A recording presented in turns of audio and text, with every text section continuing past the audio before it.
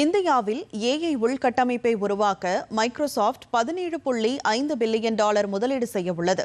இதன் மூலம் செயற்கை நுண்ணறிவை பொறுத்தவரை உலகம் இந்தியாவை பற்றி நம்பிக்கையுடன் உள்ளதாக பிரதமர் நரேந்திர மோடி தெரிவித்துள்ளார்.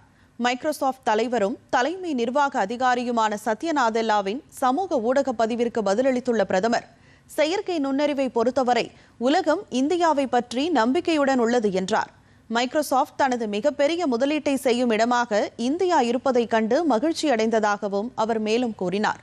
சிறந்த கிரகத்திற்காக செயற்கை நுண்ணறிவின் சக்தியை பயன்படுத்திக் கொள்ள நாட்டின் இளைஞர்கள் இந்த வாய்ப்பை பயன்படுத்திக் கொள்வார்கள் என்றும் அவர் கூறினார்.